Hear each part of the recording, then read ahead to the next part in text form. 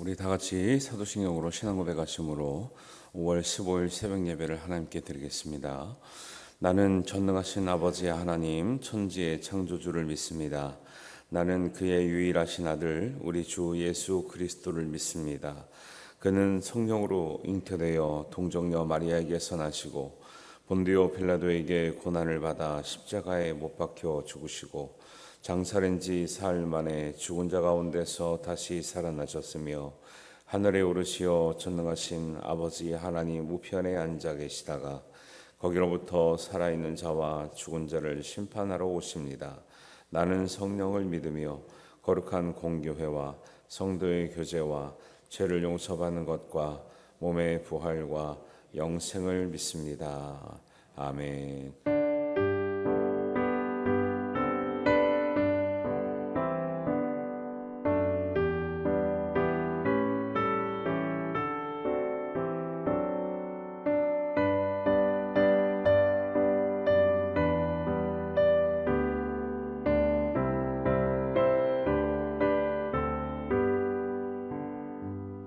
주 안에 있는 나에게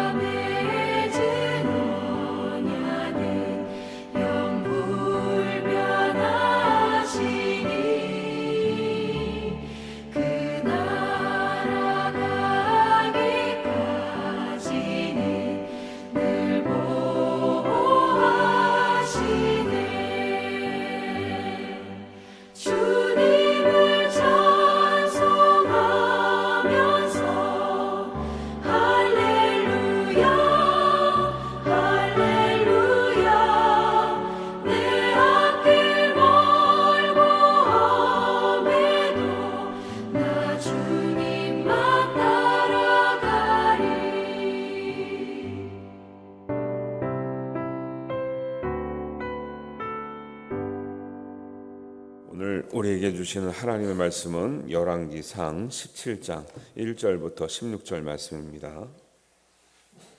한 목소리로 봉독합니다. 길르앗에 오가는 자 중에 디셉 사람 엘리야가 아합에게 말하되 내가 섬기는 이스라엘의 하나님 여호와께서 살아계심을 두고 맹세하노니 내 말이 없으면 수년 동안 비도 이슬도 있지 아니하리라 하니라. 여호와의 말씀이 엘리야에게 임하여 이르시되 너는 여기서 떠나 동쪽으로 가서 요단 앞 그리 시냇가에 숨고 그 시냇물을 마시라. 내가 까마귀들에게 명령하여 거기서 너를 먹이게 하리라. 그가 여호와의 말씀과 같이 하여 곧 가서 요단 앞 그리 시냇가에 머물매 까마귀들이 아침에도 떡과 고기를 저녁에도 떡과 고기를 가져왔고 그가 시냇물을 마셨으나 땅에 비가 내리지 아니하므로 얼마 후에 그 시내가 마르니라.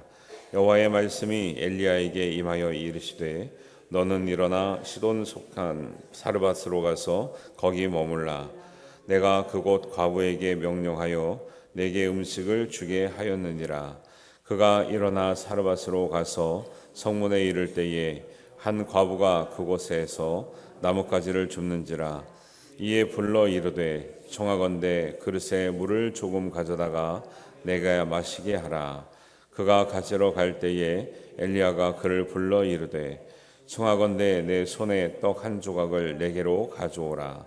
그가 이르되 당신의 하나님 여호와께서 살아계심을 두고 맹세하노니 나는 떡이 없고 다만 통에 가루 한 움큼과 병에 기름 조금뿐이라. 내가 나뭇가지를 둘을 주어 다가 내 아들을 위하여 음식을 만들어 먹고 그 후에는 죽으리라.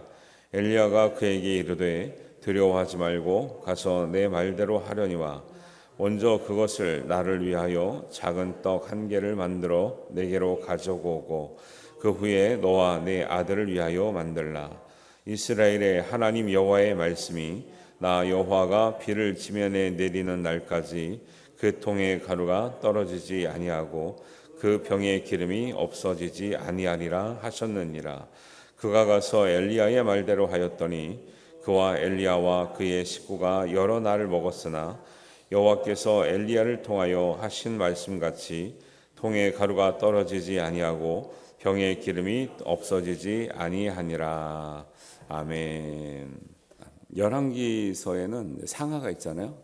근데 거기 이제 대표적인 선지자가 둘이 있어요. 열왕기 상에는 엘리야, 열왕기 하에는 엘리사가 있는데, 근데 엘리야가 이제 유명한 이유가 있죠. 큰 영적 전쟁을 싸웠던 인물이기 때문에 그래요. 그래서 우리는 사람들 보기에 유명세를 타려고 시상생활을 한 게 아니잖아요. 그런데 우리가 하나님 앞에 쓰임 받는다, 아니면 신앙으로 어떤 큰 도약을 하거나 어떤 체험을 한다는 것은 그만큼 큰 시험을 준비하고 큰 시험을 겪었기 때문에 유명해지는 거예요. 성경의 인물들은 자기가 잘나서 아니면 무슨 능력이 있어서 그런 게 아니라 하나님 앞에 큰 시험을 하나님의 말씀대로 겪었고 준비하고 겪었고 이겼기 때문에 유명해지는 거거든요. 여러분이 혹시 큰 시험이 있으면 하나님께서 여러분을 크게 쓰시는 과정인 줄 믿습니다. 그래서 한번 제가 여러분 생각나실려나 모르겠는데 제가 우리 교회 이렇게 지원할 때 영상으로 보낸 설교 중에 그 중에 제가 꼭 여러분에게 말씀드리고 싶었던 한 구절이 있어요. 한번 따라하겠습니다. 큰 시험, 큰 믿음, 큰 시험, 큰 은혜. 기억나셔요? 보신 분들은 있겠지만 큰 시험이 오는 것은요, 여러분들이 그만큼 감당할 믿음이 있어서 하나님 주시는 거예요. 큰 시험을 감당하면 반드시 큰 응답, 큰 은혜가 임하게 될 줄로 믿습니다. 그 믿음이 없으면 못 견디는 거예요, 사람들이 다. 엘리야가 보면 사실 갑자기 등장하거든요. 17장 1절에 보면 디셉 사람 엘리야가 나와요. 근데 이 사람이 무슨 능력을 가졌거나 무슨 특별한 재주가 있다거나 아무 말이 없어요.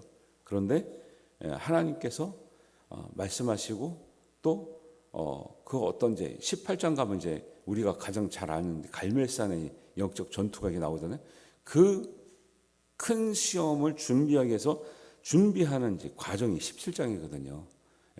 근데 그 과정이 대단한 무슨 갑옷을 입혀주거나 대단한 무슨 능력을 주거나 한 게 아니라 가장 더 깊은 골짜기를 인도하신다는 거죠. 그래서 여러 군데서도 성경은 사건은 여러 가지지만 맥락은 한 가지예요.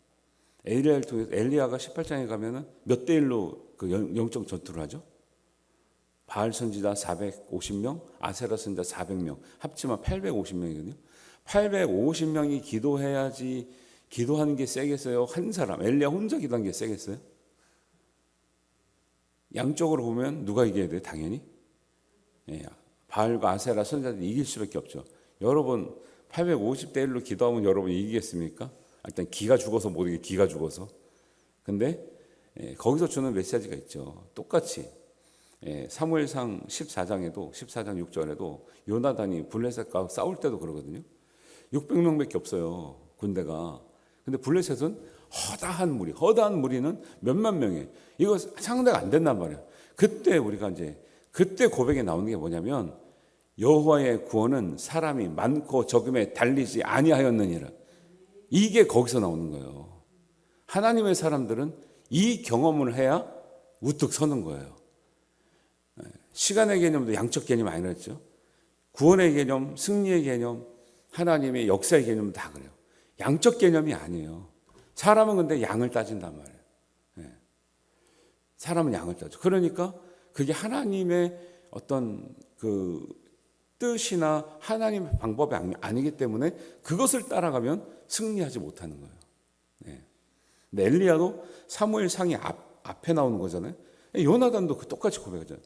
여호와의 구원이라는 건 승리와 어떤 게 믿음 다 포함되는 말이거든요. 여호와의 구원이 사람이 많고 적음에 달리지 아니하였느냐라 해가지고 승리하거든요. 지금 엘리야에게도 하나님께서 준비시키는 게 뭐냐면 좀 있으면 850대 1로 싸워야 된단 말이에요. 그러니까 뭘 준비시키냐면 하나님의 구원과 승리와 이 믿음이 양적인데 달려있다고 엘리야가 생각하는 순간 진다니까요. 왜? 850대 1 이게 어떻게 해요? 기가 죽어서 못 이긴다니까요. 근데 850을 무서워하지 않고 하나님의 승리와 구원이 사람의 많고 적음에 덜려있지 않다는 것을 경험시키고 준비하기 위해서 자꾸 외로움과 이 처절함과 고독 속으로 밀어넣는 거예요. 고독을 경험한 사람들은 너무나 힘들고 아프겠지만 얻게 되는 건 이 고독 속. 여러분 850명보다 더 무서운 거는 고독이 더 무서워요. 사람이 많은 것도 부담스러운데 여러분 외로움과 고독, 우울증이 오면 이게 더 힘들어요, 사실은. 그리고 어떤 사람들 사람 많은 거 대인 공포증도 있고 그다음에 이제 뭐 그런 것들 있잖아요. 다 힘든 거예요. 사람 많은 것도 무섭지만 고독한 것이 더 무서울 수도 있거든요. 엘리야를 통해서 준비시키는 거죠. 하나는 뭐냐? 1절에 보니까 아합 왕에게 가서 하나님 말씀을 있는 그대로 전하는 거예요. 있는 그대로. 있는 그대로가 뭐예요? 하나님 말씀이 없으면 수년 동안 비가 이슬 한 방울도 내리지 않는다는 거예요. 근데 이게 누구한테 전하는 거예요? 왕 중에 가장 사악하다고 하는 아합 왕에게 전하는 거예요. 착한 왕들은 이런 말씀을 전해도 그렇군요. 우리가 기도하겠습니다. 왜냐하면 왕들도 선지자 말을 듣거든요. 근데 아합 왕은 선지자 말을 듣는 수준이 아니고 안 듣는 수준이 아니고 그냥 자기한테 싫은 소리 하면 막 다 죽여버리는 이런 사악한 왕인데 그런 왕에게 하나님의 있는 말씀이 좋은 말씀이 아니라 아합 왕에게 굉장히 치명적인 말씀을 해야 되는데 엘리야는 뭐라 그래요? 있는 그대로. 그냥 하나님은 이슬 한 방울도 안 내린다 그랬는데 엘리야가 아합 왕을 두려워했으면 비는 내지 않는데 아마 이슬은 내릴 거예요. 이렇게 말할 수도 있거든요. 왜냐하면 살려면. 근데 있는 그대로 전하는 거예요. 비도 3년 동안, 그것도 잠깐이 아니라 3년 동안 비유 맞추려면 이렇게 해죠. 이거 언젠지 모르겠지만 그냥 비가 좀 잠시 안 내릴 것 같은데 조금 기다려 보시면 언젠간 올 겁니다. 이렇게 말할 수도 있거든요. 3년 동안 정확히 말해 3년 동안 비도 이슬 한 방울도 안 내린다. 당신이 똑바로 하지 않으면 전하는 거예요. 이 전할 때는 뭘 걸고 전하는 거예요? 목숨을 걸고 전하는 거죠. 목숨을 걸고. 여러분 복음을 제대로 걸면요, 전하면요, 복음을 전하는 사람도 부담감이 있어요. 받아들이지 않았을 때 나한테 오는 이 도를 맞아야 되거든요. 듣는 사람도 부담이 있어요. 듣는 사람도 결단하지 않으면, 복음을 들었는데 결단하지 않으면 그 후에 따라오는 그게 있다는 걸 느껴요. 그러니까 그걸 회피하기 위해서 자기가 통곡하고 회개를 하든지, 아니면 그게 싫으면 복음을 전하는 사람한테 돌을 던지는 거예요. 그래서 스데반이 맞아 죽은 거예요. 스데반이 뭘 잘못했는데요? 사도행전에 보면 이상한 정말 교훈이 되면서도 이상한 장면이에요. 똑같은 구절인데, 베드로가 복음을 전했을 때 사람이 마음에 찔려 우리가 어찌할꼬 나오거든요. 스데반이 복음을 전했을 때 내용이 똑같은 복음을 전했는데 우리가 어찌할꼬 하는데 스데반에게 돌을 던져요. 복음을 전할 때 항상 좋은 반응이 나오지 않아요. 복음을 전할 때 전하는 사람도 부담이 있고 듣는 사람 부담이 있는데, 중요한 것은 사람을 두려워할 때부터 복음은 변질되는 거예요. 그래서 여러분 주의하실 게, 갈라디아서 1장 6절 이하에 보면 그런 얘기 많이 나오는데, 다른 복음을 따르는 것을 하나님은 저주라고 얘기해요. 다른 복음. 근데 정말 저는 너무 안타까운 것은 이 시대에 다른 복음이 너무 많아요. 진짜로. 성경에서 말하지 않는 다른 복음이 너무 많은데 사람들은 그것을 너무 많이 따라가고 있어요. 복음인 척하지만 복음이 아닌 게 많고요. 심지어는 자기도 이단처럼 하면서도 이단을 공격해. 아니, 자기가 이단을 욕하면서 자기가 이단처럼 한다니까요. 너무 다른 복음이 많아요. 갈라디아서 1장 6절에 보면, 다른 복음은 없나니 다만 어떤 사람들이 너희를 교란하여 그리스도의 복음을 변하게 하려 함이라. 천사라도 다른 복음을 전하면 저주를 받는다 그랬어요. 천사라도. 사람들이 다른 복음을 많이 전한다니까요. 그래서 바울이 항상 복음을 전할 때 내가 사람에게 좋게 하랴, 하나님께 좋게 하랴. 내가 사람에게 좋게 하려고 복음을 전했다면 나는 주의 종이 아니라고 고백하는 거예요. 여러분들이 기도할 게 두 가지 있어요. 여러분이 순수한 복음을 들을 수 있도록 기도하셔야 되고, 우리 목회자들이 정말 순수한 복음을 전할 수 있도록 기도하셔야 돼요. 제가 여러분들이 두려워지면 말씀을 제대로 전할 수가 없어요. 근데 목사님들이 교회 성도들을 두려워할 경우도 있어요. 두려워하게 되는 경우도 있고, 생존을 위해서 목회하는 경우도 있고, 막 이래요. 두 가지요. 여러분들이 순수한 복음을 잘 드릴 수 있도록. 두 번째는 목회자들이 순수한 복음을 담대하게 전할 수 있도록. 두 번째는 숨게 하시잖아요. 그리 시내가에 숨어라. 그 다음에 사로박 가부 집에 가도 숨는 수준이죠. 사로박 가부 집은 더 어려워. 까마귀는 그래도 고기라도 주고 떡이라도 줬는데 사로박 가부는 떡 한 조각이 없는 거예요. 큰 전쟁을 치를 때 최악의 상황으로 가게 하시는 거예요. 외로움. 여러분 생각해 보세요. 우리는 이제 어릴 때 듣던 얘기, 이제 까마귀가 물어다든 고기 떡이라니까 야 배부르게 먹었다고 생각하잖아요. 까마귀가요 아주 신선한 고기를 좋아하나요? 안 신선한 고기를 좋아하나요? 까마귀가 주로 먹는 게 어떤 동물 시체에 있던 그런 눈알 파먹고 막 내장 파먹고 막 이런 까마귀인데, 우리는 까마귀 가져다 준 중에 무슨 스테이크인 줄 알아. 까마귀가 가져다 주는 고기가 어떤 고기예요? 거의 지금 냄새나고 썩어가고 파리떼가 앉아있고 구더기가 나는 고기일 수도 있다니까요. 그런 걸 생각해 보셔야 되는 거예요.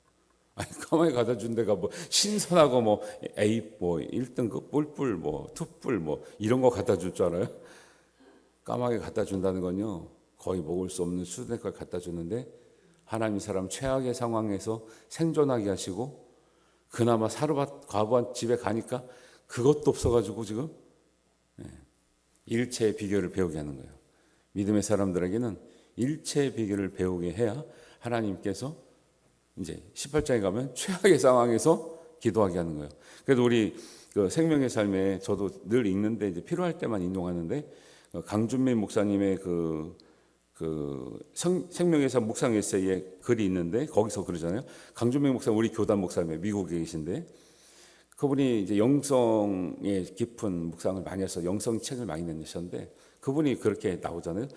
중간에 보니까 하나님이 안 그래도 신학생들 가난한데 왜 가난한 신학생을 더 가난하게 만든지 모르겠다는 거예요. 자기가 신학교 때 겪어보니까 다 고민한 거죠. 목회를 준비하는 사람들은 아니 왜 이렇게 어렵게 하시나, 좀 편안하게 공부하게 하시면 안 되나, 편안하게 목회하게 하시면 안 되는데 어느 정도 이 단계가 이럴 때까지는 너무 고생시킨다는 거예요. 근데 지나고 나니까 깨달았다는 거예요.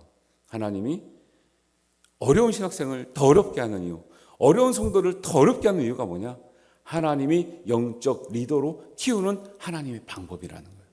그리고 결핍이 결국 결핍에서 끝나지 않고 부요의식으로 하나님께서 인도하신다는 거예요.